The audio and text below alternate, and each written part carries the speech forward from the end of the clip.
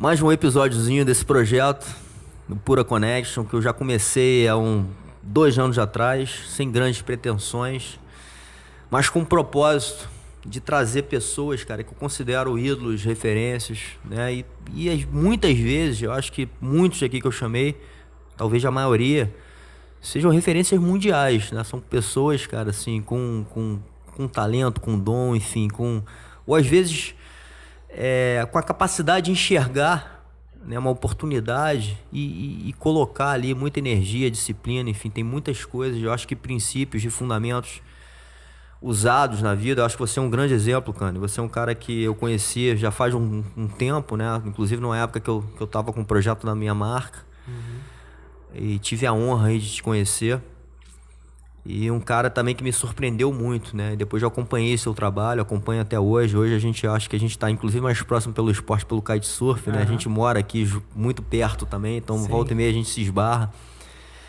E isso que fez, né, eu tocar esse projeto, porque eu olho pro lado, cara, e vejo tantas pessoas, cara, assim, formidáveis, né? Assim, de conteúdo, de vida, não só pelo que faz no esporte, mas como é que se chegou até lá, né? Acho que a gente outro dia até ficou conversando ali no final de tarde, eu lembro assim um pouco dessa conversa ali na praia, e você me contando um pouquinho sua história de vida. Eu falei, pô, muito legal, né, cara? E às vezes poucas pessoas sabem, né? Às vezes acham que é sorte você ter chegado, ou enfim, teve um empurrão ali de alguém ali, um patrocinador que chegou e fez aquilo ali acontecer, mas a gente sabe que por trás disso tudo, cara, tem uma construção que depende de muita coisa, né? Ali, de muita energia depositada nesse negócio. Enfim, então você pra mim é um grande exemplo de pessoa, e uma referência pra mim em vários aspectos, né? Muito obrigado pelo seu tempo. Eu sei também que seu tempo, meu irmão, é preciosismo, assim. Você tem hoje ligado a vários projetos, né? E tá aqui comigo, aqui, cara a cara, assim, eu sei o quanto isso é precioso. Obrigado, irmão. O sortudo sou eu, o privilégio é meu de estar aqui. Eu já acompanhei muitos profissionais que são referências para mim, né? Heróis para mim, aqui conversando com você, e a sua capacidade de conseguir trazer essas pessoas, o seu network, e abordar assuntos, né? Que servem de lição para quem está assistindo, né? Eu acho que é uma abordagem muito bacana, assim, porque é muito desconectada de sensacionalismo, Sim. da mídia normal, né? Que Sim. busca aquilo. É uma busca mais interna mesmo, é uma conversa mais desprendida de ego, dessas coisas. Eu vejo todo mundo que vem aqui assim com uma disposição muito grande de colaborar, de aprender, de dividir o que aprendeu para ajudar o outro de alguma forma. E é muito precioso isso. É impressionante mesmo as pessoas que você traz aqui. Sou fã de quase todos que passaram por aqui já. Legal. Não, e é isso mesmo, cara. Assim, assim, a gratidão imensa de estar fazendo isso, e através de vocês, né, dessas pessoas que estão vindo, né, e como você falou, eu sou muito grato também por ter esse network. Eu acho que o esporte nos deu isso, né? Conhecer tantas pessoas, né, de uma forma muito sincera. A gente estava falando dessa verdade que existe, né? Assim, não tem muito caô entre a gente. É o que é, né? E eu tenho recebido, assim, muitas mensagens de pessoas, cara, agradecendo pelo conteúdo, né, passado, e que às vezes ligam uma lanterna, um botãozinho na cabeça das pessoas, e às vezes até sair de uma dificuldade, né, de enxergar, às vezes, durante essa nossa conversa aqui, né, princípios, às vezes, né, importantes para a vida, que fazem a gente passar por um desafio, uma dificuldade, né, até encontrar um pouco essa força interna. Então você é um cara, inclusive, assim, eu converso muito com pessoas nesse ambiente das lutas, né, da arte marcial. Né?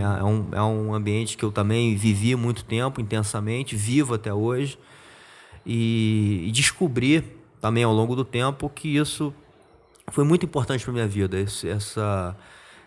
Talvez essa educação dentro de uma escola de arte marcial, né? O quanto isso foi importante para mim na vida, né?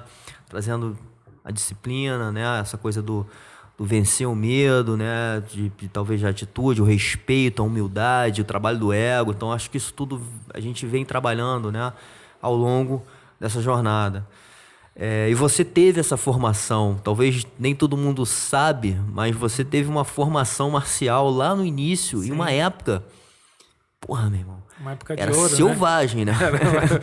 Uma época de ouro, assim, você treinava numa equipe muito forte, né? E assim, porra, considerada no mundo como uma das maiores equipes na época de Vale Tudo. Né? Pessoas talentosas, porra, demais. e comprometidas. Sim. E uma época também, assim, que existia muito essa coisa, assim, e partir para um desconhecido, né? Tinha uma rivalidade muito grande entre as academias, entre as modalidades, né? E se você talvez fosse ali do Muay Thai, era aquilo ali, né? Era aquela bandeira que você defendia, não que vocês talvez não treinassem outras coisas, mas era muito ali, luta livre, enfim, então... E os enfrentamentos, né, assim, os desafios, né, e você participou disso, né, pode até falar um pouquinho dessa sua experiência, primeira experiência, porque talvez isso tenha também moldado um pouco ali, né, na sua essência, né? Sim, eu acho que era uma época que, felizmente ou infelizmente, era o que era, né, Sim. Tinha a parte, assim, um pouco violenta da parada, né? Que Sim. ninguém tem orgulho de falar, mas tinha. Sim. E acho que foi isso que me afastou um pouco da arte, da luta e da dedicação, né? Da disciplina, de tudo que a luta traz, que é incrível, né? Autoconhecimento e tudo. Mas era uma época que a galera gostava de brigar. Sim. Todo mundo era meio brigão, assim. E essa parte eu não gostava muito, da violência na rua, dessas coisas. E você estava no grupo ali, aquilo rolava, né? Então, eu era muito dedicado. Eu gostava muito do Muay Thai, né? Eu treinava na shootbox. E comecei junto com o Anderson Silva, com o Vanderlei Silva. A gente era moleque, né? E todo mundo era igual na época, estava todo mundo começando e eu acho que foi em 90 eu devo ter treinado de 93 a 94 e eu comecei a saltar em 1995. E aí literalmente eu saí da luta e fui saltar. E aí me apaixonei pelos saltos.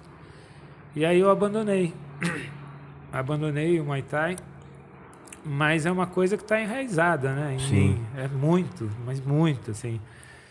Parece que foi ontem, né, a sensação. Eu acho que é uma experiência de vida única, né. Eu me sinto muito privilegiado de ter participado desse movimento, sabe? Lá em Curitiba, essa época, com as pessoas que se tornaram referências mundiais do esporte. Eu tenho o maior orgulho. Acho que um dia que eu fiquei muito emocionado, eu chorei, literalmente chorei. Eu morava em Los Angeles e eu estava assistindo um programa de TV, era uma premiação de atores. Eu não lembro o que era exatamente, mas era uma premiação, assim, como se fosse uma categoria abaixo do Oscar. Era uma premiação de alguma coisa. E tinham várias modalidades e eu lembro que o Anderson Silva ganhou na modalidade de esporte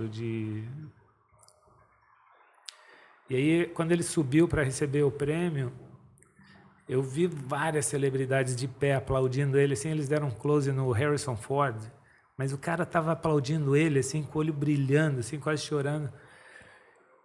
E eu lembrei do Anderson, que ele trabalhava no McDonald's. E ele chegava, às vezes, um pouquinho atrasado, todo humilde, sabe? Com a roupa do McDonald's. E ele era muito guerreiro, assim, sabe? E eu falei, cara, olha onde esse cara chegou. Tipo, me arrepia muito, assim, sabe? Então, eu tenho muito orgulho disso, sabe? De ter feito parte disso. Eu acho que todo mundo dessa época, todo mundo se trata com muito carinho, sabe? Todo mundo valoriza muito essa época. Eu tenho muito orgulho de fazer parte dessa época e estar conectado de alguma forma com isso. E é muito especial, E, porra, foram, assim, você falou bem aí, o Anderson Silva, acho que o que o cara fez, ontem mesmo eu tava escutando uma conversa com o Joe Rogan e o BJ Penn, e eles falando sobre o Anderson, falou assim, cara, o cara foi incrível, né, assim, o que ele fez, ele chocou o mundo, né, e você participou desse momento ali de fundação ali, né, desse negócio. Esse negócio estava acontecendo, né, as pessoas estavam se formando, se testando, né, se colocando à prova, né? Era um ambiente mais selvagem, como a gente está falando, né? Assim, que talvez não existisse tanto essa coisa do que hoje eu acho que a gente evoluiu para a parte educacional, de metodologia e tudo mais, do cuidado, do respeito, mas foi uma parte muito importante também que forjou ali grandes lutadores. E Curitiba era um celeiro ali, né, cara? Muito, como o Rio foi do jiu-jitsu, talvez Curitiba também foi uma meca ali de grandes lutadores, né? O próprio Vanderlei aí que você citou também, enfim. Então, e você tava ali nesse meio, né? Entendendo um pouco dessa atmosfera e de repente trabalhando um pouco desse mindset, né? Sim. Que talvez tenha sido importante. A shootbox era muito unida. Era uma união muito grande assim, que tinha. E era muito legal, cara, porque a galera gostava, né, muito do que fazia. Então, eu sou da época do Rafael Cordeiro, Vanderlei Silva, Anderson Silva, o Pelé,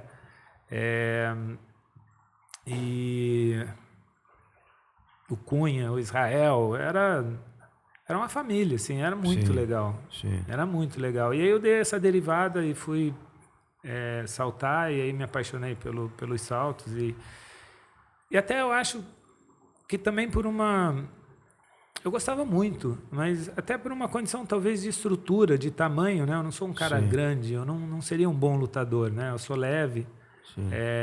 E na época eu era até mais pesado um pouco por conta da luta. Eu fazia dieta para aumentar o peso, para poder subir de categoria. Eu lembro que tinha uma época que o Anderson tinha uma época que ele era muito magro. Ele era muito magro. A gente tinha categoria semelhante, assim, que é, sei lá, 73 quilos, alguma coisa assim. Mas eu tenho ótimas memórias e muito orgulho era uma dedicação, né, ao esporte, à arte, e eu só transferi essa dedicação para os saltos e me encontrei lá. Eu lembro também nessa sua conversa, você falou também da dificuldade do Anderson, né? Era um cara que, porra, não tinha assim, umas condições financeiras, né? Porra, trabalhava no McDonald's, mas você falando da sua vida aqui, voltando, você também falou assim, porra, André, eu não tive uma vida fácil, né? A gente aqui também, off, aqui, você falou, porra, meu pai, eu perdi essa presença do pai muito cedo, né? Então, morava com minha mãe. Enfim, minha mãe, eu acho que trabalhava bastante, né? Então, eu tive uma dificuldade ali na parte, né, não só educacional, mas de criação e financeira, estrutura financeira, que eu sempre tive que lidar com né, de certa forma, com essa dificuldade, né? Então, foi um desafio ali muito cedo que você teve que passar, né? Sim. E eu sou grato, sabe, por tudo isso, assim. Eu sou muito grato pelas dificuldades que eu tive, porque eu sempre fui muito livre, uma criança livre. Então não posso reclamar disso. E eu acho que isso contribuiu muito para uma coisa que eu valorizo muito, que é a criatividade. No meu esporte, é a criatividade que está me movendo a conseguir continuar e conseguir estar fazendo as coisas, né? Porque, ao contrário da maioria dos esportes mainstream, o paraquedismo não é um esporte mainstream. E quem vive o paraquedismo e compete de paraquedismo, é muito difícil para quem não pratica entender a dificuldade e se colocar naquela situação. É muito mais fácil você ter empatia por corrida de carro, por luta, porque você pode fazer uma arte marcial, você pode dirigir um carro e fazer uma curva mais rápida e ter a sensação, você pode brincar com uma bola e você consegue ter uma empatia, uma conexão com o esporte.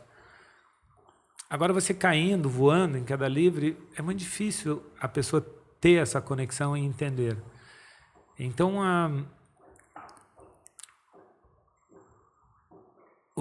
as competições, que são inúmeras, dentro do paraquedismo, o paraquedista ele tem que treinar, igual o lutador, tem que se dedicar e é muito difícil, porque o esporte ele te dá um período muito pequeno de treino.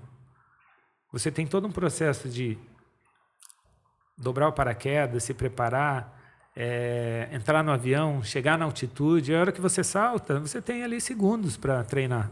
Sim. E aí depois tem todo um processo para você ir lá e fazer outro salto e ter poucos segundos para treinar de novo.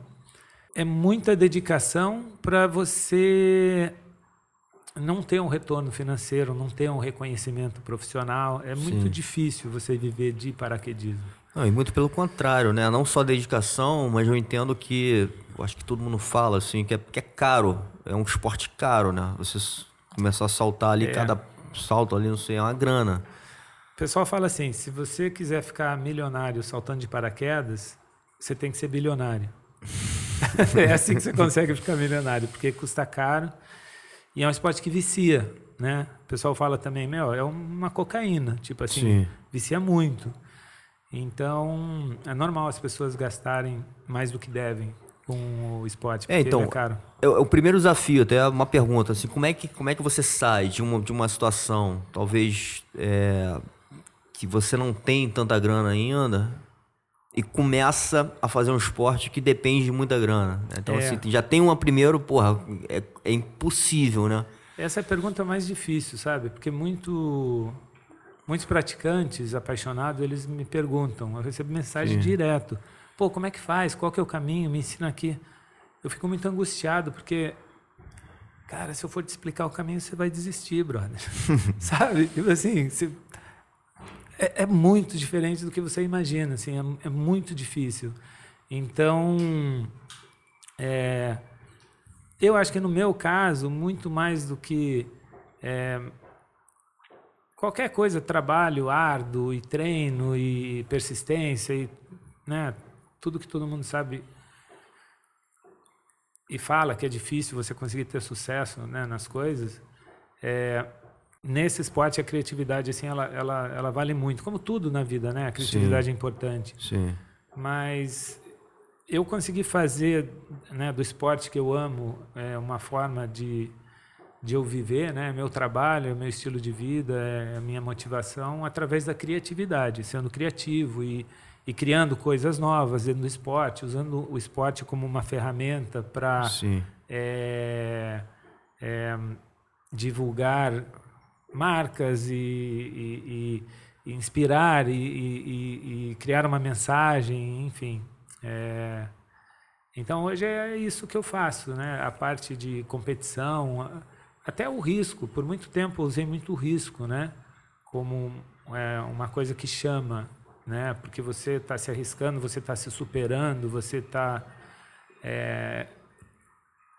Isso é muito curioso para as pessoas, isso motiva as pessoas, né, a saírem da zona de conforto, é muito legal. Agora, numa fase mais madura, eu estou até diminuindo o risco, usando a criatividade e criando outros propósitos para os saltos e para os projetos. Eu lembro, assim, já que você entrou aí nessa conversa do risco e segurança, cara, eu lembro também uma vez a gente estava almoçando junto, um almoço de pessoas de comuns, né? Você chegou a contar uma historinha assim, eu prestei atenção, isso ficou meio que na minha cabeça, né? E você tava falando, cara, tudo que eu faço é muito bem planejado, muito calculado, assim, né? Não é tipo na maluquice total, né? Porque assim, a gente olha e fala, pô, esse cara é muito maluco, né? Assim, o risco dele morrer tá lá em cima. Sim. E eu entendi naquela conversa ali, eu falo assim, porra, cara, ele faz tudo muito calculado e é muito treino, muita disciplina e muito planejamento. Sim. E uma outra coisa que eu acho muito legal que você está reforçando, eu acho que tem muito a ver também com tudo que eu faço na minha vida, eu acho que muitas pessoas devem dar atenção a isso, essa parte criativa, né? Assim, você pensar um pouquinho fora da caixa, né? E ver como que eu consigo tornar talvez algo que seja impossível, possível, né? E aí é onde começa, eu vejo muito isso em você assim, você fala assim, pô, vou estudar esse negócio e vou tornar esse negócio ser possível. Naquela conversa comigo, assim, eu lembro você falando assim, uma coisa que tinha uns caras muito caixa-grossa que tinham até falecido recentemente. Você estava falando, comentando um pouquinho, acho, sobre aquele assunto. E ali você falou assim, porra, cara, durante aquele voo, no caso eu acho que era o wingsuit, eles iam passar por uma fresta assim, né, da montanha. Ele falou assim, durante aquele salto ali, as condições têm que estar perfeitas, senão não dá para fazer, né, porque a linha é muito tênue entre você conseguir ou você não conseguir. Então tem que ser tudo muito calculado. E você ainda falou assim, no meio do caminho, você pode tomar a decisão de abandonar tudo e desistir e falar, não vou fazer. E é difícil essa decisão também, né? Porque é a hora que vem ali, talvez, o ego, a vaidade, você fala, não, eu consigo, né? Mas você está lidando com a vida e morte. E o pior, se você decidir que vai continuar, né, a tomar aquela decisão ali, no meio do caminho você vê também que já não dá mais. Você sabe que, porra, vai vir a morte. Então, assim, porra, você me contando aquela história, eu falei assim, cacete, meu irmão, a parada é muito casca-grossa. Né? Ela André, é muito casca-grossa. É a diferença de você sair vivo ou não, né? Se você não souber gerenciar o que está acontecendo, não tiver 100% do controle, dá errado. Então, mas eu acho que é muito mais crítico num processo de aprendizado, sabe? Você está muito mais exposto, você pode estar mais treinado, você pode estar com uma performance melhor, mas se você é mais jovem, está fazendo há menos tempo, você ainda tem uma ingenuidade com algumas coisas que é só o tempo e a experiência mesmo que te dão. Eu salto há 25 anos, já realizei mais de 14 mil saltos, eu nunca quebrei uma unha saltando, mas eu já tive algumas situações que eu quase morri, literalmente. A última foi em 2007, então foi mais ou menos no meio, né, dessa minha jornada, e de lá para cá eu não tive mais nenhum susto. E antes, né, na primeira meia etapa da minha carreira profissional, eu tive 4 situações que eu passei bem perto, antes dessa última. E agora, nessa segunda metade da minha carreira profissional, né, nos primeiros 12 anos, eu tive 4 incidentes que poderiam ter sido fatalidade, muito próximos. E agora, nos últimos 12 anos, eu não tive nenhum, nem perto. Então, eu fui aprendendo, e eu fui, né? Então, hoje, o conhecimento que eu tenho e o respeito que eu tenho, ele é muito maior do que o que eu tinha antes. Sim. O respeito é muito maior do que o que eu tinha antes. O medo é muito maior do que o que eu tinha antes. Então, nessa etapa, assim, eu não faço mais muita coisa ousada, sabe? Não tem como você ser ousado nesse esporte e ser veterano. Todos os veteranos, eles não são ousados mais. Eles foram. Sim. Se você quiser continuar sendo ousado, você não vai ser um veterano. Sim. Não existe. Esse incidente de 2007 você falou, como é que foi? Só pra gente entender um pouco essa história. Depois desse ocorrido, eu fiquei um mês sem saltar, tentando entender o que tinha acontecido. Por que eu errei? Porque no momento eu não tive assim, puxa, acho que eu vou errar, eu acho que eu vou morrer. Não. A minha trajetória, eu falei, cara, eu vou bater na pedra, eu vou morrer. Tipo, eu não tinha dúvida de que aquilo ia acontecer. E sem um pingo de sensacionalismo. Passa o filme da vida na sua cabeça. Não da vida inteira, mas é impressionante a quantidade de informação que você processa num período tão curto assim. E uma sensação muito ruim de... no meu caso ali, meus primos mais novos, eles estavam assistindo ao vivo, eles estavam lá eu estava passando de wingsuit perto do Cristo Redentor, eles estavam ali no Observatório do Cristo, ali, vendo eu passar, e depois de fazer 13 saltos de treinamento, isso foi em 2007, essa época ninguém voava de wingsuit perto das coisas. Então era muito inovador, você passar voando perto do Cristo. Era, né? Hoje em dia, com a técnica que os atletas têm, com o tipo de equipamento, o wingsuit que a gente voa hoje, é relativamente fácil passar voando do lado do Cristo, sabe? Não é uma coisa... Sim. Mas naquela época, com o wingsuit da época, com a performance que tinha e com o que a gente conhecia, era muito ousado. E no primeiro salto,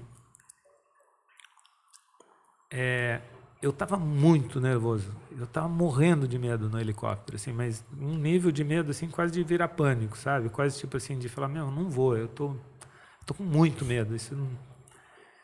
E aí, quando eu saltei e fui voando em direção ao Cristo, com esse wingsuit mais antigo, ele tinha o máximo que a gente conseguia voar com ele era 2:1. Para cada 1 metro que você desce, você se move 2 para frente.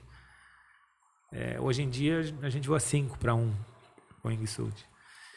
Então, era quase uma queda livre, parada. Você não tinha muita margem. E aí eu fui ali voando em direção ao Cristo e falei, vou passar perto da mão primeiro, que a mão está mais para fora ali da montanha. E aí eu passei, sei lá, uns 30 metros da mão dele. Eu tinha meio que me planejado para passar, sei lá, 50, 60 metros. Eu fui indo e eu achei fácil. Aí fiz a curva, abri o paraquedas, pousei ali no Jardim Botânico, ali, num lugar determinado. E para o segundo salto eu já fui tranquilão, sabe? Aquele medo, ele se transformou em uma autoestima muito grande, assim, porque eu falei, meu, isso é fácil.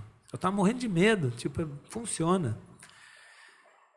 Aí depois de 11 saltos de treinamento, a gente foi para o dia de gravação. Quando chegou o dia de gravação, tinha uma produção grande, tinham 3 helicópteros em volta do Cristo, 1 fotografando e 2 filmando. Aí a minha trajetória, ela já, né, a gente fez um briefing com os pilotos, eu vou passar por aqui, o helicóptero tem que estar mais para cá, porque tem o downwash do helicóptero, que é o vento da pá dele, que pode atrapalhar, né, e tal. Então, a gente fez um mapeamento ali da onde... E aí, no primeiro salto, intimida, porque você está vendo que parece um videogame, né? Tem os helicópteros e tal. Era tudo muito novo.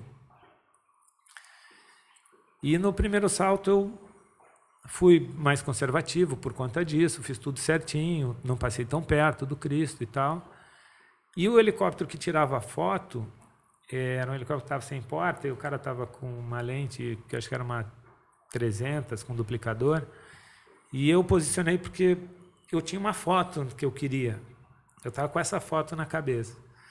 E eu pousei e estava fora de ângulo a foto.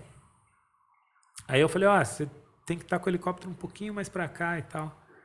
Aí o piloto, tá, entendi. Aí nesse salto, a hora que eu estava em queda livre, eu estava vindo para passar no Cristo, onde eu normalmente passava, eu vi o helicóptero estava na mesma posição. Eu falei, vai perder a foto de novo. Eu vou ajustar para a foto. Então, o que eu fiz? Eu ajustei para o ângulo da foto. E eu fui muito para dentro. E eu passei bem do ladinho da orelha do Cristo. Pensando na foto. Só que a hora que eu passei na orelha e a direção que eu estava era reta, alinhada com o Cristo. Não estava na diagonal, estava bem perpendicular. A hora que eu passei, eu falei, consegui a foto. Aí a hora que eu fui fazer a curva, eu já estava mais para frente, e aí ali o Morro do Corcovado, onde é a mão do Cristo, ele é reto.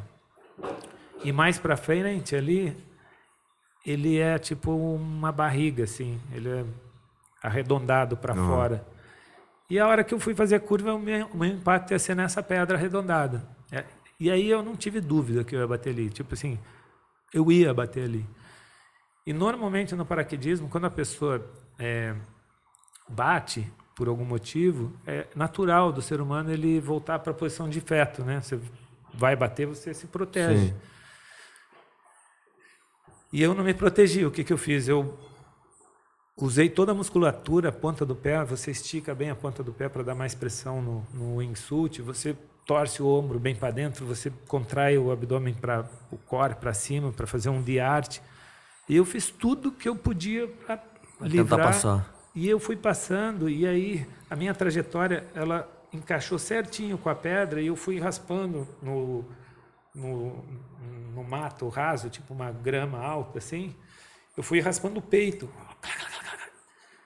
E aí eu fui raspando, mas foi pura sorte, porque 15 centímetros mais para baixo eu tinha morrido. E aquilo ali que aconteceu numa fração de segundo, para mim durou uma eternidade, porque eu fui encaixando ali na barriga e a barriga não acabava.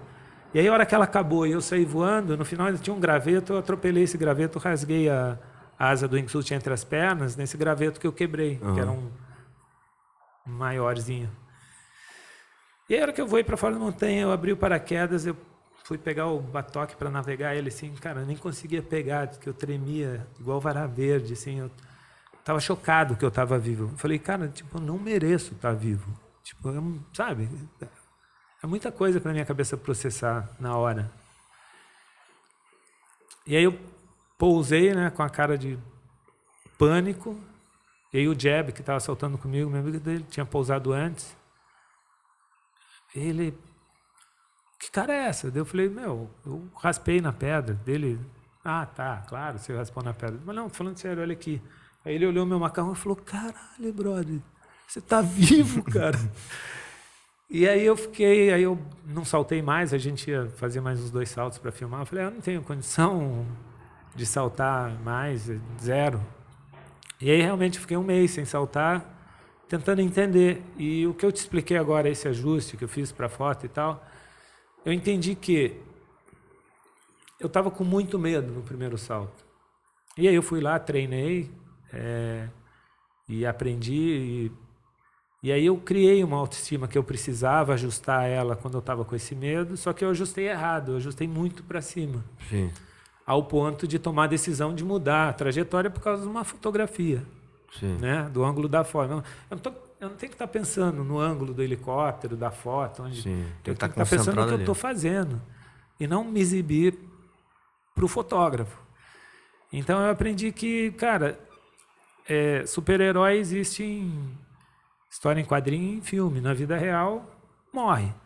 Então você não pode ter essa autoestima, né, tão alta. Você tem que saber ajustar entre o medo e é importante você se achar preparado, confiante, sabe? Sim. Eu acho que nem é arrogante você, sabe, se considerar um dos melhores do mundo. Fala, eu nesse momento sou um dos melhores do mundo fazendo isso aqui. Tá tudo certo com isso. Sim. Mas tem que ser ajustado, sabe? Tem que ser com uma consciência assim muito grande, porque a maioria dos atletas morrem por causa disso, por causa de excesso de confiança e essa sensação, né? Porque é muito difícil você saber controlar isso. E quem sabe controlar, quem sabe não entrar em pânico, porque não adianta também você estar muito humilde, com tanto medo, que você entra em pânico. Aí não funciona também. Sim. Então, várias vezes, já em vários saltos, eu na beira da montanha, na porta do helicóptero, eu falo, não vou, não estou bem, estou com muito medo, estou tremendo aqui, tipo, não vou. Não, e deve ser uma decisão assim muito difícil, né? Assim, você tem que ter uma maturidade, uma consciência ali, enfim, e lidar, inclusive, com essa parte da vaidade ou do ego ali, de falar o seguinte, meu irmão, não dá pra ir, não vou, porque imagina, um monte de helicóptero ali, porra, uma expectativa altíssima, né? Pra você fazer o negócio. Sim. Isso já te deixa um pouco nervoso e depois você fala assim, não vou fazer. Aí todo mundo, porra, meu irmão, como não? E você já tira a pessoa do eixo total. Isso é muito perigoso, né, no nosso esporte. Isso. Eu tenho plena convicção que você devia conhecer ele, um cara que era dentista e fazia vários esportes. Sim, não, então... Exatamente. Eu ia te perguntar se você conhecia também, porque a gente tinha essa relação. Para mim, o Julinho, porra, era um mestre ali, não só...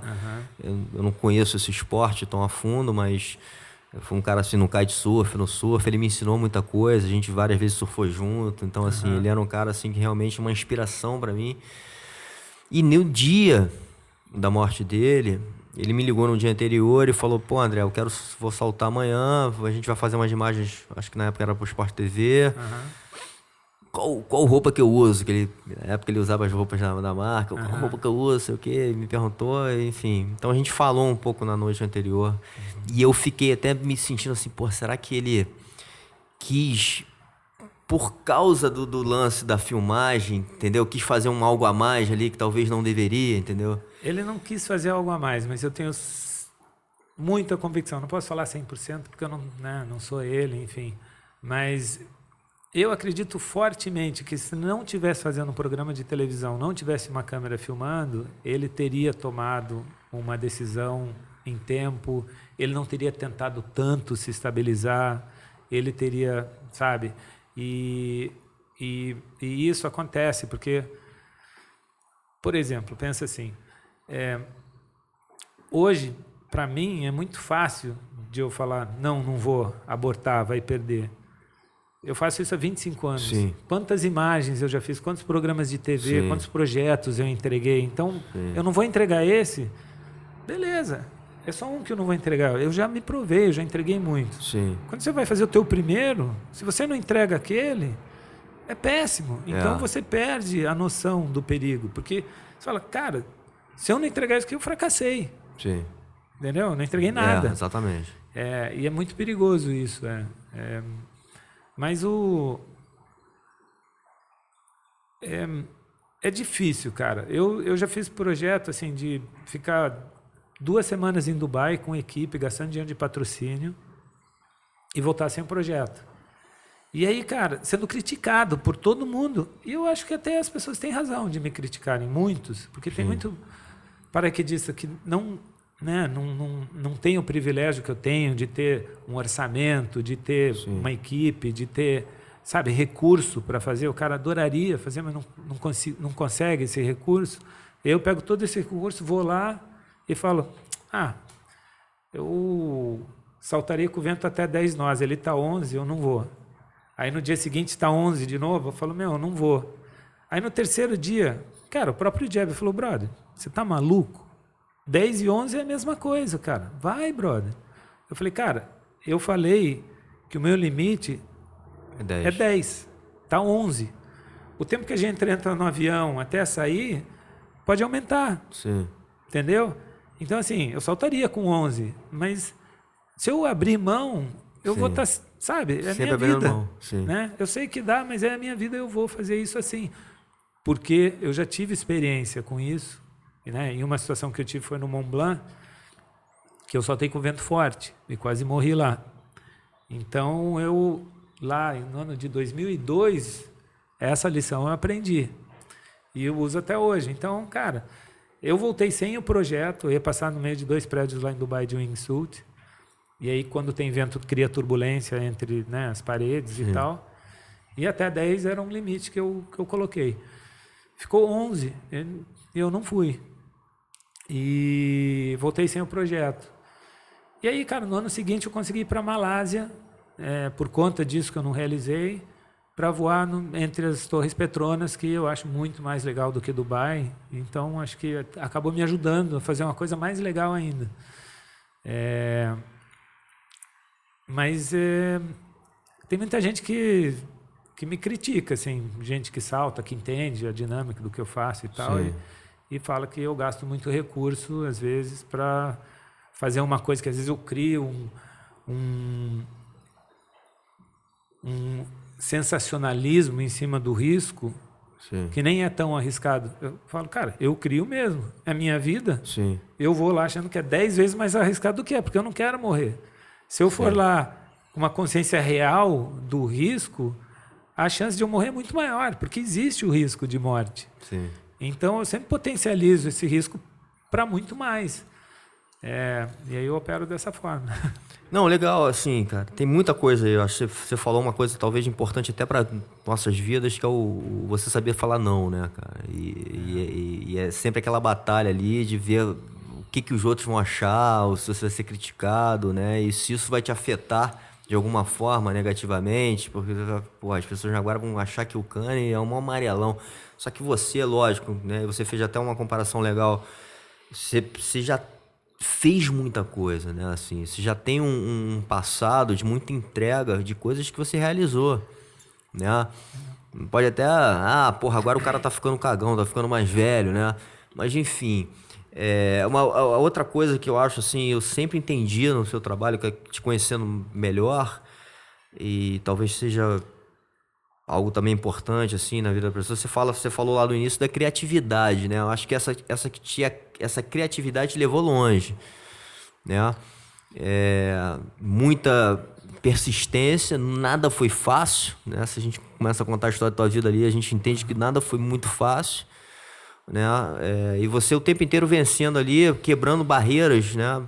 Por exemplo, quando você vai lá para fora, né? Você vai para um ambiente talvez não tão hostil, né? Não tão, né? Falam que, porra, o gringo não gosta de brasileiro, enfim, então, mas você enfrenta aquele desafio e começa a enxergar algumas oportunidades. Eu, entendendo de novo sua história, eu vi que você teve um momento ali que você falou assim, pô, vou começar a filmar isso, né? E filmar, de repente, de uma maneira mais criativa e que talvez isso vai começar a me dar recursos para eu continuar e fazer cada vez mais e começar a entender, né? Então, a criatividade já existiu lá atrás, junto com talvez uma persistência, uma determinação de querer muito aquilo. Eu acredito muito, André, que os adultos, a gente oprime muito a criatividade das crianças, sabe? A criança, ela recebe muito não. E as crianças, elas são mini adultos, as crianças são geniais. Sim. Por conta de eu ter perdido o privilégio de ter pai e mãe aos 5 anos, e a minha mãe trabalhava muito, eu morava nesse conjunto habitacional lá em Curitiba, que tinha dos dois lados da rua aqueles prédios com muito apartamento e muita criança. E naquela época as crianças brincavam na rua. Como minha mãe trabalhava muito, eu ficava o dia inteiro na rua. Ela deixava comida pré-pronta. Com 5 anos em diante, eu comia sozinho, almoçava sozinho, esquentava a minha comida. Eu ficava na rua. Então, assim, não tinha muito não para mim. E eu aprontava muito, porque não tinha muito não. Eu fazia meio que o que eu queria. E aí eu era meio que o líder da gangue ali, né? Que só fazia, besteira. E aí, cara, eu sempre estava em problema com a minha mãe, porque eu sempre estava fazendo merda. E aí, porra, tadinha da minha mãe, cara, trabalhava igual uma louca, chegava à noite em casa, tinha feito um monte de merda, os vizinhos putos. E aí, cara, um dia minha mãe chegou, eu devia ter uns 6 ou 7 anos, e aí ela se deparou com a seguinte cena. Tinha uma pilha de tijolo, uma tábua, 4 crianças deitadas, e eu vinha com a bicicletinha, aro 16, pulava as crianças. E a minha mãe parou aquilo, que ela falou, tá maluco, de quem que é essa bicicleta? Vai quebrar a bicicleta de alguém, vai machucar o filho de alguém. Acabou com a história. E foi a primeira vez que tive coragem de peitar a minha mãe. Eu falei, mãe, não acabou não, isso aqui é sério, eu estou treinando. Eu comecei saltando uma criança, eu estou saltando 4. Quando eu estiver saltando 6, tem um amigo de um amigo que tem uma câmera filmadora. Pensa, 1977, não existia celular, ninguém tinha câmera filmadora. Sim. Eu nunca nem tinha visto uma. Um amigo do amigo que tem uma câmera, quando estiver pulando 6 crianças, ele vai vir aqui, vai filmar, e a gente vai mandar para o Silvio Santos. 6 anos. Cara, o que eu faço hoje? É isso exatamente que eu faço. Isso. Exatamente isso. Mas eu fui trabalhar com 11 anos de office boy. Com 14 anos eu fui trabalhar de office boy. Fui trabalhar de office boy com uma lavanderia. Aí com 14 anos eu fui trabalhar numa indústria metalúrgica de office boy. Com 16 eu virei auxiliar de escritório. Com 18 eu pedi a conta, já tinha minha motinho. Fui lá e montei uma oficina de conserto de fibra de vidro, consertar prancha, caiaque, essas coisas. Aí a piscina, montei, aí já era rebelde, já tinha brigado em casa, já tinha saído de casa, eu morava no porão da oficina e eu tinha alugado os fundos de um escritório de advocacia para fazer a minha oficina. Eu peguei toda a minha grana e botei lá. Construí lá um puxado, fiz um chão de concreto lá, na frente do porão. Não é construir, mandei fazer. Eu mesmo fiz, eu ia em obra, perguntava para os pedreiros, eu quero fazer um negócio de 8x8, como é que faz, que madeira que compra e tal. Os caras, faz isso, faz aquilo. Aí fui lá, fiz eu sozinho. Aí comecei a... Aí não tinha... Em Curitiba não tem praia, né, cara? É consertar prancha e caiaque, essas coisas no meio da cidade. Aí um amigo meu que fazia umas picaretagens, lá vendia moto, comprava e vendia essas motinhas 125. Aí ele dava para eu dar um trato na moto, pintar o tanque, as lateral e tal. Aí eu fazia um bico aqui, outro ali, acabou a grana, tava lá, não tinha dinheiro nem para comprar um miojo mais. Aí esse advogado, o doutor Salomão, cara, esse cara foi incrível comigo. Um dia ele chegou, me viu lá, ele falou, não tá dando certo, né? Eu falei, não, vai dar certo ainda, tipo, vai dar certo. Ele falou, sobe lá no meu escritório, quero falar com você. Aí eu subi lá e ele falou para mim, ele falou, cara, te acho um cara muito trabalhador e tal, tem um negócio aqui que eu acho que vai dar certo para você. Eu te ensino a trabalhar, eu sou advogado de empresas que terceirizam o serviço para o governo, limpeza e vigilância.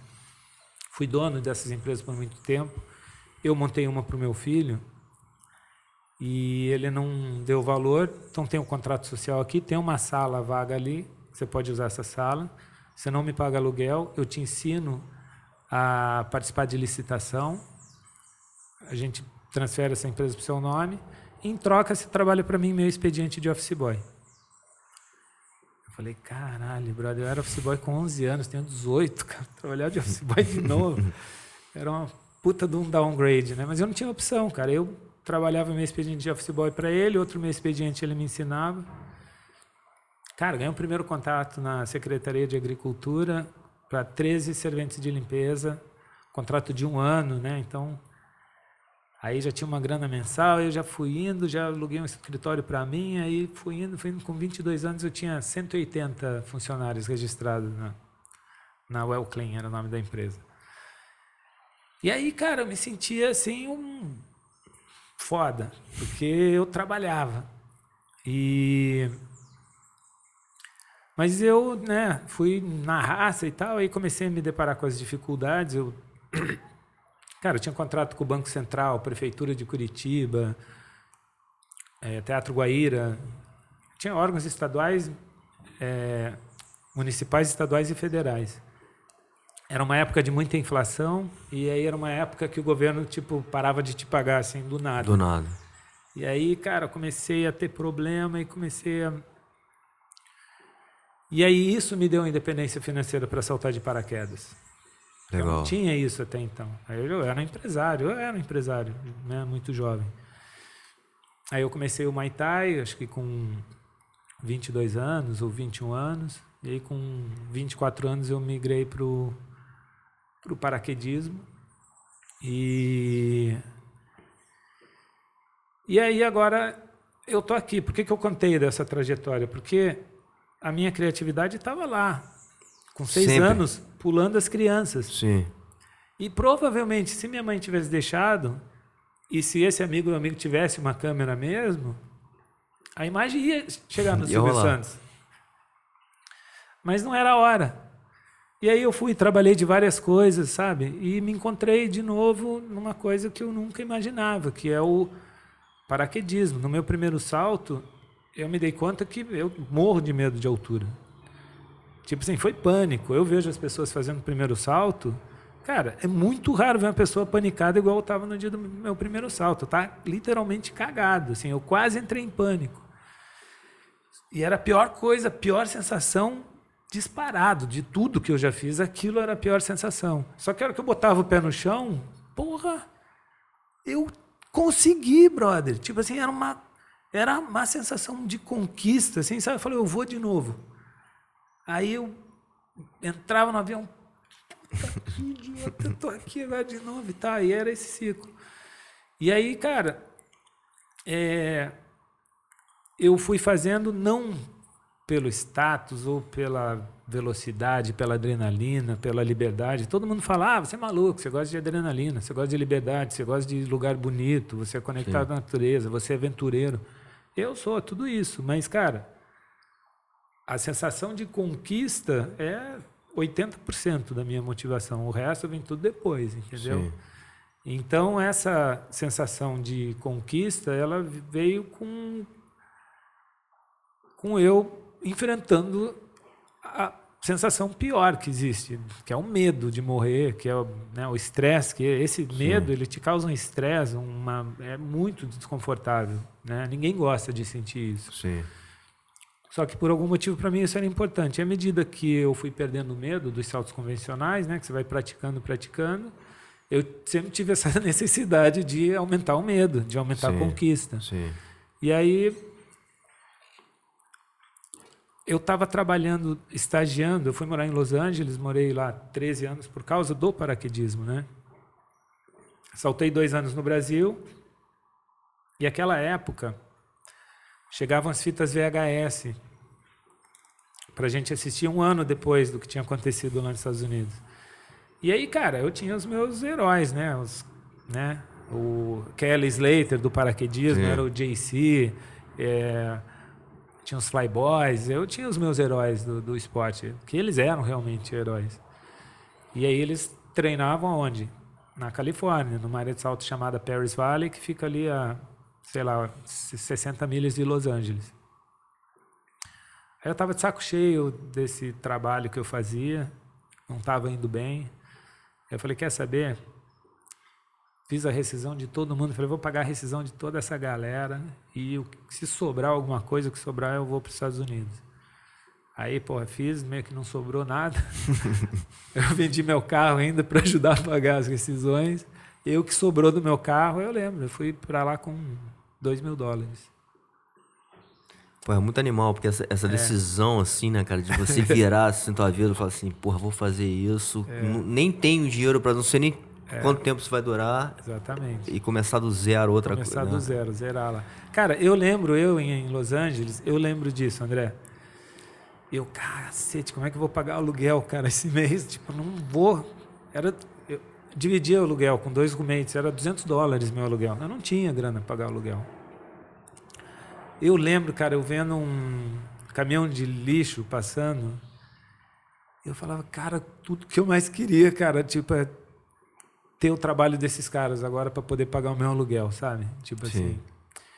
E é legal isso, você se colocar nessas situações, né, cara? Porque por conta disso que eu tenho o que eu tenho hoje, que não estou falando de grana, de nada disso, que é a história de vida mesmo. Total. Que é você ter feito as coisas que você quis fazer de verdade, né? Então, cara, eu sou muito grato por ter tido as dificuldades que eu tive, ter sido uma criança livre, com pouco não. Acho que essa é a maior riqueza da minha vida foi isso, cara. Sim. Foi, sabe? Isso permitiu eu me conectar com o que eu mais gosto de fazer e eu tenho esse privilégio de fazer isso hoje.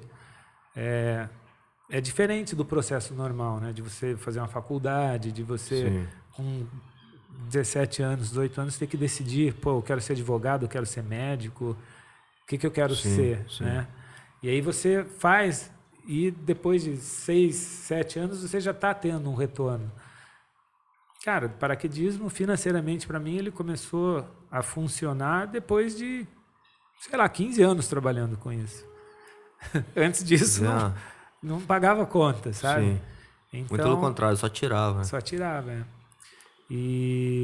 Mas é muito especial, cara. O lugar que eu tô hoje, assim, eu tô muito grato, sabe? Porque as melhores coisas estão para acontecer, sabe? E não é mais arriscado, mais perigoso, mais grana, menos grana. Não. As coisas mais legais que eu tô criando, eu tô para fazer. E é muito legal você ter essa motivação aos 50 anos. Não, sabe? muito animal, porque o que acontece muito, a gente sabe disso, a gente tem uma convivência às vezes com muitos atletas, né, cara? Um dos problemas é esse, tipo, chega uma hora que você já chegou no teu ápice, não tem mais o que você conquistar, cara, e você inclusive vem essa coisa da, porra, já não consigo mais performar como eu performava, então isso é difícil lidar com isso, né? Principalmente quem tem uma vida de atleta. E o que você está falando é muito pelo contrário. Quanto mais você amadurece, né, e traz... Porque o que eu acho que foi o grande alimento da sua vida, e talvez de muitas pessoas, cara, é realizar os projetos, realizar o que você quer, né? Mais do que grana, mais do que tudo, é você conseguir fazer o que você colocou na cabeça e falar assim, porra, aproveitar a jornada, inclusive, né? Porque a jornada é o início dessa ideia até você conseguir completar, né? E depois entra num ciclo de fazer isso de novo. Uma outra coisa assim que me chama muita atenção em você, cara, e aí eu talvez, já virando uma pergunta aqui, você acha que essa educação que você teve nos Estados Unidos abriu também sua cabeça ali para a forma hoje como você monta os projetos, de estruturas, coisas com uma metodologia, com um planejamento ali muito bem feito? Eu acho que isso é um grande diferencial, né? Assim, eu conhecendo o seu trabalho mais a fundo, cara, eu vejo que você é um cara que tá num nível, assim, né, de não só de compromisso, mas, assim, de apresentação, assim, você tá em outro nível, né? E por isso, talvez você consiga, né, atrair tantos patrocinadores, né? Cara, sem dúvida nenhuma, Los Angeles é um lugar muito especial para mim. Eu morei lá 13 anos e eu tive a sorte de conhecer pessoas lá incríveis, né? E a indústria do cinema, né, que faz produção audiovisual, produção cinematográfica, são os caras mais técnicos, mais qualificados do mundo. Então isso para mim foi um berço muito importante, assim, trabalhar no padrão deles, aprender com eles. E eu fiz um curso na UCLA de 2 anos lá em Los Angeles, e aí eu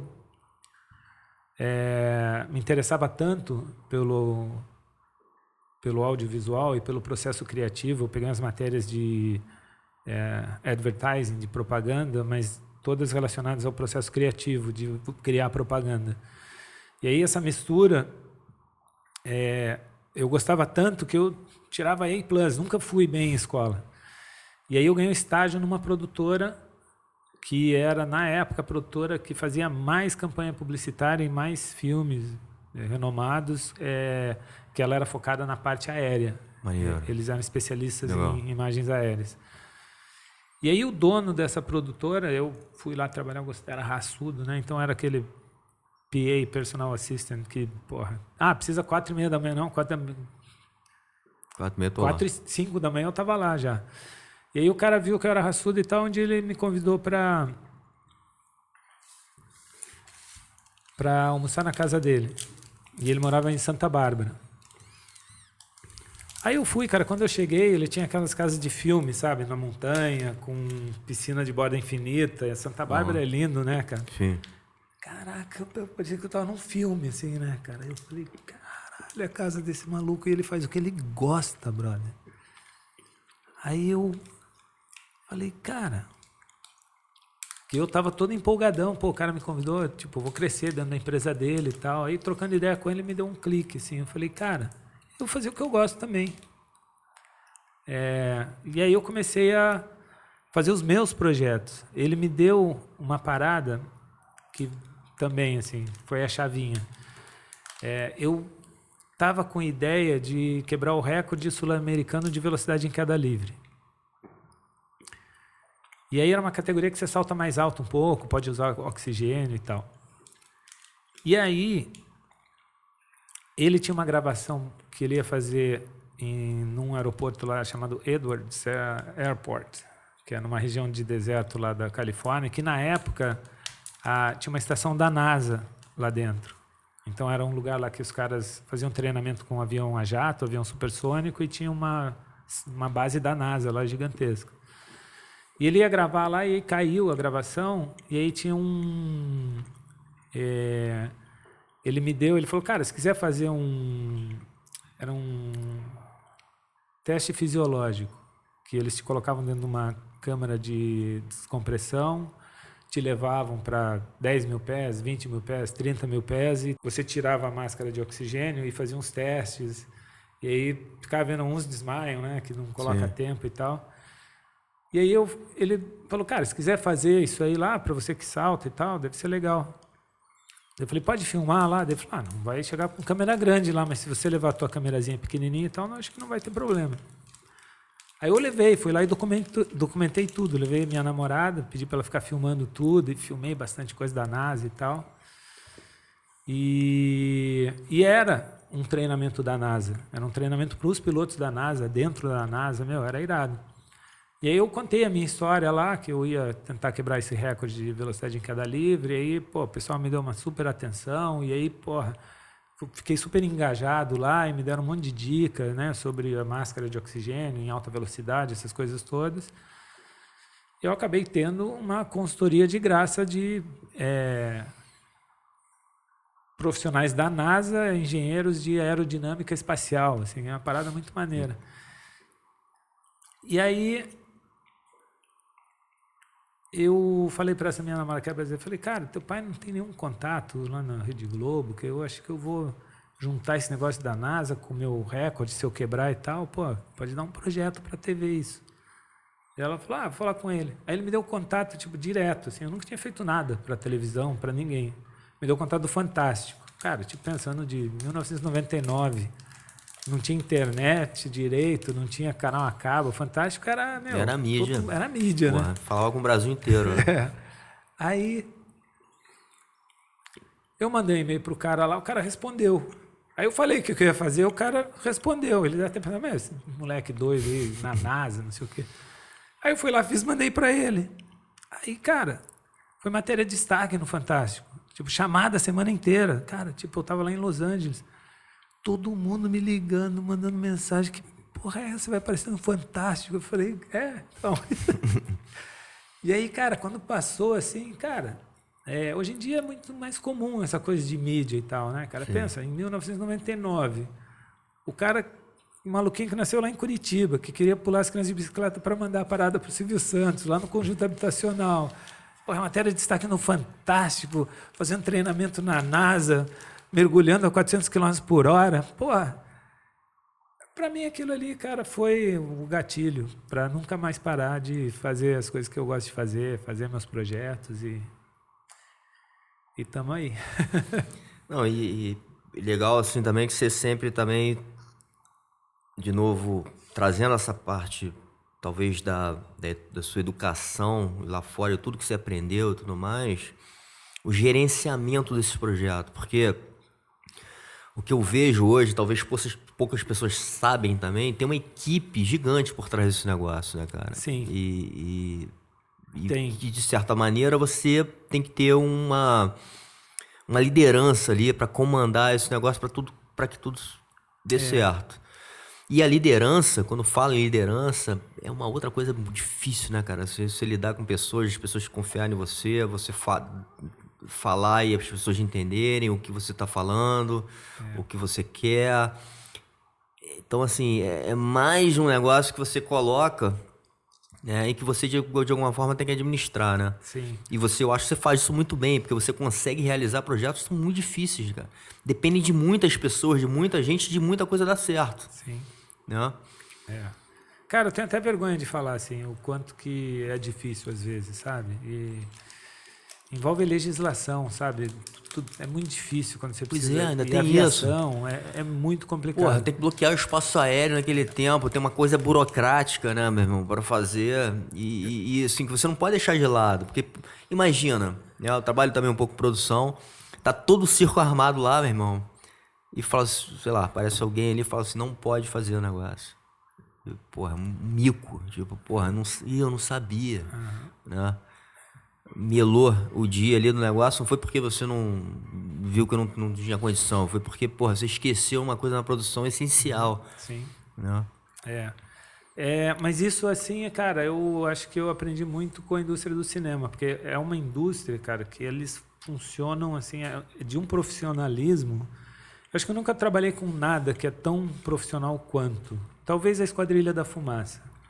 Eu fiz um projeto com a Esquadrilha da Fumaça, eu fiquei assim, impressionado com a competência, com a forma com que eles gerenciam ali a Esquadrilha da Fumaça. É um exemplo aquilo, porque é uma coisa de muitíssimo risco, né, cara? Os aviões voando em asa com asa, dando loop, é um comprometimento, é uma coisa seríssima, assim. E de tudo que eu vi assim de trabalho, cara, eu acho que a Esquadrilha da Fumaça é o que tem essa pegada que é a indústria do cinema que tem. Então, lá, cara, em produção é assim, A primeira vez que fui fazer um trabalho era, sei lá, para estar lá às 6 da manhã. Aí, pô, da minha casa para lá dava meia hora. Aí eu peguei e falei, cara, eu vou sair antes, porque se tiver a estrada tiver um acidente ou alguma coisa, tiver que desviar e tal. Aí eu lembro, a primeira vez que estava chegando meia hora antes, era para estar às 6, eu cheguei às 5h30. Aí eu chegando às 5h30, meia hora antes, morrendo de vergonha, falei, cara, nem vou estacionar o carro na frente para ninguém não ver, acho que eu estou, né, tão empolgado com o trabalho. A hora que eu vejo, tá todo mundo lá. Eu falei, cara, tá todo mundo aqui, todo mundo dentro do carro, né, cara, já ali com... um lugar que era frio, todo mundo dentro do carro com o aquecedor ligado. Cara, que eu fui entender, tipo, todo mundo faz isso, todo mundo chega antes, porque lá eles têm uma filosofia assim: if you're early, you are on time. If you are on time, you are late. If you are late, you are fired. E eu já vi, cara, o cara chega 2 minutos, assim, o cara... Ah, mas o trânsito, tipo, você vai reclamar você mora em Los Angeles, você vai reclamar do trânsito, brother. Todo mundo que está aqui pegou o mesmo trânsito. Então... Porque às vezes um cara lá, ele é um cara especialista do parafuso que tem a rosca invertida, não sei o que ele é especialista daquilo. Sim. E aquele parafuso não quebra durante um mês de gravação, mas o cara está ali, porque se quebrar aquele parafuso, para o set todo. E tem milhões de dólares ali, tipo, é um prejuízo muito grande. Então o cara... Então eles não podem correr o risco do cara chegar atrasado, dessas coisas. E aí, cara, eu acho que eu aprendi muito isso lá, sabe? Dessa coisa de precisão, pontualidade, profissionalismo, entrega, sabe? Comprometimento, porque é isso que você precisa de uma equipe. Sim. Né? Para tudo funcionar. Mas a dificuldade das coisas que a gente faz, cara, é porque é sempre novo, né? Não tem um padrão. E sempre tem imprevisto. Resolver...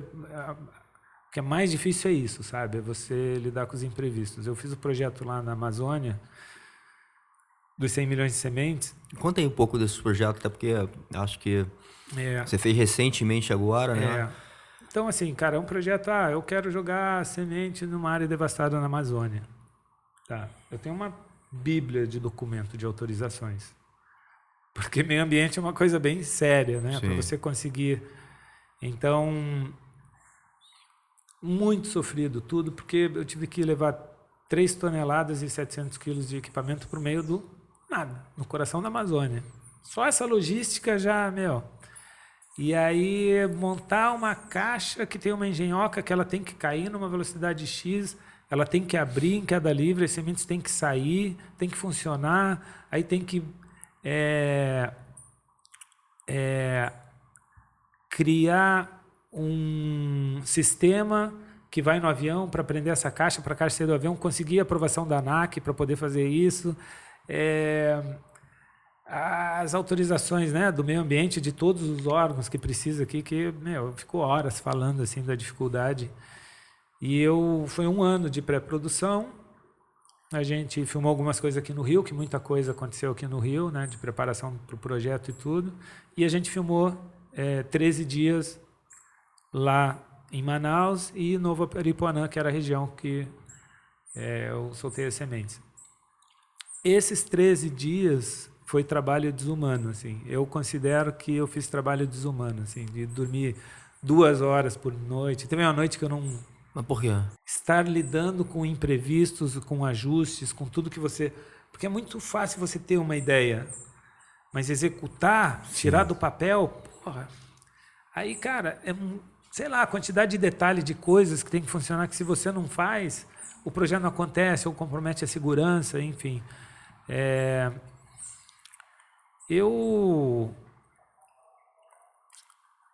Coisas assim, cara, que você não pode... você não pode desistir, você tem que se superar e ir além, sabe? Vou dar um exemplo, que é o ponto de 4 horas da manhã, 4h30 da manhã, eu ir no local da cidade lá, Novo Aripuanã é uma cidadezinha minúscula.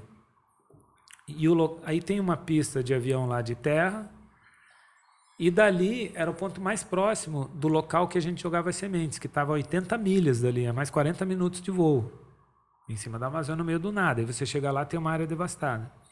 A nossa base era Novo Aripuanã, que foi uma viagem de 28 horas de barco, que eu fiz de Manaus até Novo Aripuanã para levar os equipamentos todos. E o resto da equipe foi de avião e de helicóptero, que aí é 1h30 de voo de Manaus. E você foi no barco? Eu fui no barco porque, tá todo o equipamento lá e alguém tem que ser responsável pelo equipamento. Sim. Então fui no barco lá, dormindo na redinha e tal. E aí, sei lá, vou dar um detalhe de uma coisa que aconteceu. Eu fiz 3 saltos com as caixas com sementes dublês, que a gente chamava, que era palha de arroz e vermiculita, né? Então, o que eu fazia?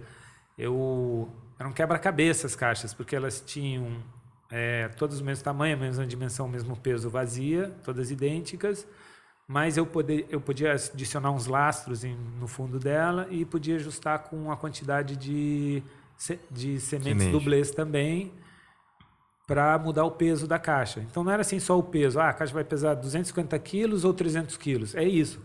Mas também como que esse peso está distribuído dentro da caixa. E como que esse mini paraquedas, é um pilotinho, tinha 3 tamanhos. Então você tem que tentar adivinhar que velocidade que é. Eu tenho 1,68 m para 65 quilos. A caixa tem 1 metro cúbico e pesa 250 quilos. A gente vai cair na mesma velocidade? Espero que sim, né? Você pode fazer cálculo para isso, você pode, né? Mas na prática, é sempre na prática. Lógico. Então, durante esses testes, a primeira tentativa a caixa caiu muito devagar, a segunda tentativa a caixa caiu na velocidade só que ela saiu vazando semente a 12 mil pés. E as sementes elas teriam que ser liberadas a 6 mil pés, porque, de acordo com os ventos de camada e os ventos de solo, esse foi o cálculo que a gente fez para posicionar a caixa, a altura, para as sementes caírem no lugar certo. Quando as sementes já vem vazando lá 12 mil pés, elas estão indo para o lado errado, onde não precisa, onde está cheio de árvores já. Uhum. Ali tudo bem, porque é vermiculita e palha de arroz, é um teste. Mas com as sementes de verdade, que custa caro, são preciosas pra caramba. Tem toda uma história, uma novela por trás dessas sementes, que é uma coisa que para mim, naquele momento, é mais precioso do que diamante. Aí, para o próximo salto, a gente teve um imprevisto com o sistema que libera a caixa, eu tive que usar do avião, eu tive que usar um sistema que abre a 4ª caixa para resolver esse problema. Eu fiquei com uma caixa a menos. E aí, o próximo salto, eu só tenho uma caixa, eu tenho que saltar com as sementes de verdade. Cara, se não funcionar, brother... Acabou o projeto. Acabou. O tempo de todo mundo, o dinheiro de todos os patrocinadores, tive um fracasso total. E eu tenho uma janela de tempo de autorização do espaço aéreo do Nota e tal, que eu tenho mais um dia só para fazer. E eu estou com esse problema no final da tarde, que está vazando, e eu tenho que resolver como fechar, como que essa tampa não vai vazar as sementes. E todo mundo dando palpite, a gente tentando várias coisas, trabalhando à noite, todo mundo não sei o quê, cara. E fizemos um sistema lá que eu não estava confiante que ia funcionar, não ia funcionar. Aí cheguei no hotel, 3 da manhã, não conseguia dormir, fiquei fritando. Aí, 4h30 da manhã eu fui na casa do Pezão, que era um cara local lá que estava ajudando a gente. Eu falei, Pezão, você tem alguém aqui que mexe com solda? Ele falou, tem. Eu falei, caraca, sabe onde ele mora? Lá todo mundo sabe. Ele sei. Eu falei, vamos lá. Ele, brother, é 15 para as 5 da manhã. Eu falei, foda-se, vamos lá. Eu acordei o cara. Aí, o cara praticamente falou outra língua, né? O cara super simples, assim. E aí o cara me atendeu e vai, não sei o que. Ele conseguia fazer o que eu queria, só não tinha o material. Eu falei, Pezão, tem loja de material de construção aqui? Ele falou, já sei, eu sei onde ele mora. Eu falei, vamos lá. Desse nível, tá ligado? E aí chega lá, os caras trabalham devagar, aí você mete a mão e serra, e solda, e vai, não sei o que. E chega, tudo no último minuto. Porra, colocou a caixa dentro do avião e tal, cara. Aí a caixa ficou pesando 300 quilos. A anterior, que funcionou, estava com 250. Mas eu não podia deixar a semente de fora. Eu tenho que jogar 100 milhões de sementes que eu prometi. E caralho, será que eu vou conseguir pegar essa caixa em queda livre? Cagado de nervoso, assim. Mas, e qual era, assim, só para entender a história? Você ia liberar a caixa e você ia ter uma interação com a caixa de alguma forma? A caixa, a gente solta ela do avião, ela entra em queda livre, aí eu mergulho do avião, vou, aí eu tenho que pegar a caixa, Abrir. Tem 2 handles na caixa, estabilizar ela e eu tenho que puxar um desconector que vai liberar a tampa e as sementes vão sair. O risco era, por exemplo, se ela estivesse muito pesada, ela cai muito rápido e você não conseguir chegar nela. Também. Esse era um grande risco. Outro risco era as sementes vazarem, igual da outra. Sim. E quando eu terminei, a gente prendeu, né, terminei de fazer lá, montar a caixa e tal, e aí o Pedro, um dos câmeras, me puxou pro lado assim, falou, Cani, fala aí como é que é, o que você está sentindo e tal. Deu, cara, tipo, minha mão tá tremendo, mas tremendo, igual vara verde. Eu comecei a chorar igual criança, assim, tipo, eu não sou um cara desequilibrado emocionalmente, ficar chorando à toa. Porra, André, mas eu chorei de um jeito assim, brother. Eu falei, cara, eu tô com muito medo de eu não conseguir abrir essa caixa em queda livre, cara. Assim, mas eu tô com muito medo. Essa chance, ela existe, ela é grande. E, pô, se acontecer isso, cara, vai ser uma merda, porque, tipo, eu tá trabalhando nisso há 1 ano, sabe? Essa semana, aquele trabalho desumano, assim, cara, foi muito surreal. Trabalho braçal mesmo, para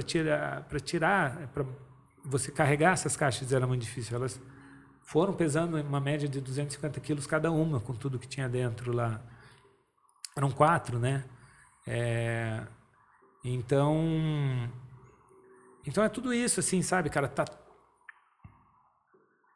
todo o trabalho, toda a pressão, tudo em um momento. Em um momento. Né? Ali eu não estava preocupado, por exemplo, em morrer. Não é um projeto que tinha esse risco, essa preocupação comigo. Sim. Eu tenho preocupação de pousar errado no meio da Amazônia e ficar perdido? Lá tenho. Mas era um risco baixo. Sim. Agora, não conseguir liberar as sementes e tal ia ser terrível. E aí, cara, realmente a caixa ela caiu muito rápido e aí ela estava numa posição bem desconfortável, porque quando eu virava de ponta cabeça, que é a posição head down, que você vai mais rápido, ela estava devagar. Aí quando eu virava de barriga, ela afundava, ela está muito rápido. Eu envergava, fazia tudo, eu não conseguia chegar nem perto. Eu virava de ponta cabeça, aí eu vou bater nela muito forte. Aí eu fiquei fazendo uns mergulhos, desvirando para tentar chegar, e eu não estava conseguindo. Aí uma hora eu falei, cara, eu vou mergulhar de cabeça ali no meio dela, alguma coisa eu vou agarrar, porque tinha os tirantes do pilotinho, Aí consegui, cara, grudar no buraco das 3 argolas, assim, foi o que entrou meu dedo, assim, aí dali eu não soltei, aí eu ia, que nem uma folha de papel, assim, a caixa me levando para baixo, eu segurando em 2 dedos, cara. E aí eu consegui achar um caminho, a hora que eu me estabilizei, peguei no rendo, a hora que aí eu pensei, porra, agora eu vou respirar, esperar o Joe Jennings, esse cara é fudidaço, ele filmou Iron Man, Missão Impossível, o cara salta com head na cabeça, o cara top. Aí eu chamei o Joe Jennings para filmar isso. Aí a hora que eu agarrei, eu estava preocupado com ele e com o João Tambor, que era outro câmera, se eles estavam conseguindo estar perto da caixa. Aí a hora que eu falei, cara, agora eu vou olhar para ver se os câmeras são posicionados certos, né? Para a hora que der 6.000 pés eu abrir a caixa. Só que eu tenho um altímetro sonoro. Então, mal peguei na caixa, a hora que eu pensei, eu achei que eu estava, sei lá, 9.000 pés, sabe? A hora eu falei, fodeu, cara. Tipo, é mais importante soltar as sementes do que ter a imagem. Sim. Aí eu liberei as sementes, cara, tava sem semente, eu olhei, o Joe Jennings estava ali certinho no lugar. Eu, caralho, que sensação boa, cara. E aí quando eu pousei, aí você fica ali, ela fica saindo sementes por, sei lá, 5 segundos, quase 10 segundos. Aí ela esvazia, aí eu solto a caixa, dou um tracking, abro o paraquedas, já está na altura de abrir e pouso. Cara, quando eu pousei, eu solto o capacete fechado, né? Eu tenho batimento cardíaco normal, né? Sei lá, 60, 70. Cara, tava 200, brother. Mas tava assim. E aí eu me dei conta e eu tava... Eu falei, caralho, cara, eu vou ter um infarte aqui, brother. Eu tava realmente assim, aí eu sentei, falei, mano, tô bem. Aí eu me dei conta que eu tava tão nervoso com a caixa que eu não respirei. Eu não sou bom de apneia, mas eu fiquei uns 60 segundos em queda livre sem respirar, porque a gente saiu a 14.000 pés. Aí eu me dei conta, falei, cara, eu não respirei, cara, durante esse processo e tal. E é muito doido, né, você se colocar nesses momentos, assim, por quê, né? Sim. Depois que você faz, você entende. Sim. E cada projeto tem uma história. Com certeza. Não, e esse eu acho, que até ligando a uma conversa que a gente estava trocando aqui antes, talvez tenha um propósito ali muito grande, muito verdadeiro, né? Sim. E uma responsabilidade, né? É o que você falou ali, as sementes naquele momento era a coisa mais preciosa, né, cara? Tinha que fazer isso acontecer, porque o propósito era realmente espalhar aquilo ali, Sim. independente de qualquer outra coisa, né? Cara, ali é fácil, assim, se eu tivesse quebrado... A hora que eu pousei, eu achei que tinha quebrado o dedo, porque estava bem inchado e tal. Mas é irrelevante, entendeu? Se eu ia quebrar um braço, uma perna e tal, não ia nem sentir, né? Porque tá tão focado na parada. E realmente, as sementes, elas... O projeto é muito bem costurado. Então, essas sementes, elas são de espécies locais, né? Elas foram autorizadas, elas foram determinadas pela Secretaria do Meio Ambiente de lá, por um departamento responsável que entende de sementes. Todas as sementes foram coletadas especificamente para esse projeto, elas foram beneficiadas logo antes do projeto. Então, todas as sementes eram novas, com índice germinativo, preparadas com índice germinativo superior a 95%. E o que a gente precisa? São sementes que não precisam de intervenção humana. Se elas caírem na terra, é só o que precisa. Ela não pode cair no mato, em cima de folha, mas se ela tiver contato com a terra exposta, ela só precisa de sol e chuva. E lá chove, faz sol todo dia, o tempo todo. E aí a gente tinha essa região. Então, o meu medo era não conseguir abrir a caixa na altura certa, eu ia perder essas sementes, ia perder o projeto, né? Não, e a forma, e talvez a forma de conseguir realizar que essas sementes chegassem lá, era a forma, né? Assim, não tinha talvez como um caminhão levar as sementes lá. A forma, o projeto estava todo baseado em viabilizar com que essas sementes chegassem naquele local lá. Sim. Né? A gente poderia, por exemplo, vamos soltar as sementes de helicóptero ali a baixa altura, muito mais fácil, né? Sim. Mas eu quis fazer uma coisa mais emblemática justamente para ter uma atenção da mídia e não só jogar as sementes no lugar certo, mas mostrar para as pessoas, né? Eu acho que as pessoas verem isso aí tem uma força muito grande, né? Você tem falado, eu acho que uma coisa muito importante, que é essa parte educacional, né, da consciência das pessoas em relação, principalmente, acho que um movimento importante para o mundo hoje, está sendo muito falado, né, da sustentabilidade, né? Mas o quanto é importante as pessoas entenderem isso, né? A gente falou aqui dos exemplos. Você hoje, até falando um pouquinho do teu futuros projetos, aí você está muito ligado, né, a trabalhar com projetos que tenham essa intenção, né? Cara, eu acho que pra gente, eu acho que esse assunto, né, sustentabilidade e tal, tá muito na moda, eu acho. Tem muita gente que faz o drama e, sabe? Mas eu acho que se você fizer um movimento verdadeiro, e eu acho que a gente, você também, a gente tem uma percepção da natureza muito maior do que a maioria das pessoas por conta do quanto que a gente usa ela. É o nosso habitat, né, cara? A gente sente, inclusive a gente sente quando não tá legal, né? Na hora. E eu acho que sei lá, cara, é um amor incondicional que a gente tem pela natureza, pelo mar, pelo céu, pela montanha, pela... Sim. E aí eu acho que a gente é muito mais tocado por isso. E acho que aí a gente tem muito mais consciência do que a maioria da população. Não tenho dúvida nenhuma disso. Sim.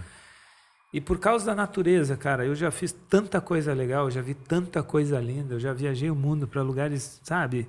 Eu sou tão grato pela natureza, de eu estar vivo, porque o meu esporte, né, o risco, ele está muito atrelado às condições climáticas, a você entender a natureza, a você respeitar. Então, cara, a dívida que eu tenho com a natureza, ela é gigantesca, porque ela, sabe, ajudou a minha vida muito. E aí eu acho que a gente tem que fazer alguma coisa, né? Sim. Eu estou muito empolgado com essa nova fase de dar um propósito maior para os projetos e conseguir, né, que esse propósito seja a natureza. É muito genuíno. Eu não sou, né, um ambientalista, eu não sou um cara que a minha profissão é essa, mas eu acho que eu posso fazer alguma coisa, todo mundo pode fazer alguma coisa, e eu me sinto assim muito sortudo de ter esse fit, o esporte com a natureza, as coisas que eu faço e eu tenho me divertido muito usando minha criatividade para inventar essas ações e criar essas ações, é muito especial.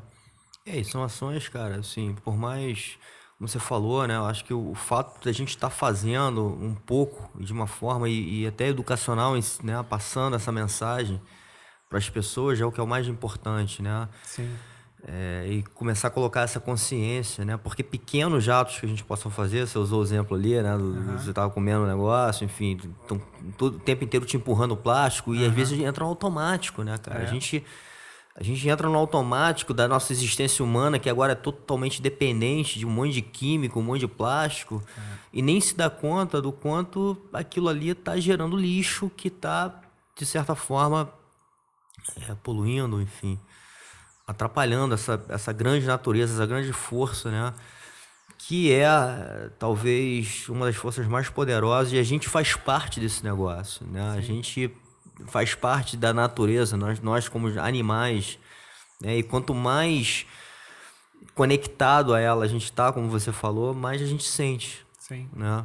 com certeza. Então, irmão, assim, é uma honra imensa estar aqui com você, trocando, né, ideia e sabendo, colocando, eternizando essa conversa, inclusive nossa aqui, passando para as pessoas, né, um pouco da sua história, um pouco das suas visões. É legal passar isso desse jeito, sabe? Esse Sim. ambiente aqui, ele te conforta e ele faz você fazer isso de uma forma mais orgânica, eu Sim, acho, sabe? Do sim. que você dar uma palestra, ou você dar uma entrevista para televisão, ou você... e eu acho que você falou, né? A gente tá conectado, se conheceu, aí se conhece do kite, aí tem o lance da luta. A gente tá muito enraizado, né, cara? Porque, pô, a gente tem muitos amigos em comum. Eu tenho certeza que tem muita gente que a gente conhece em comum que a gente nem sabe. E essa energia que está circulando aqui, cara, pode dar conversa para meses.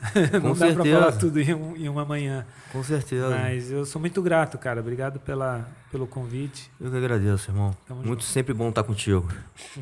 Abraço.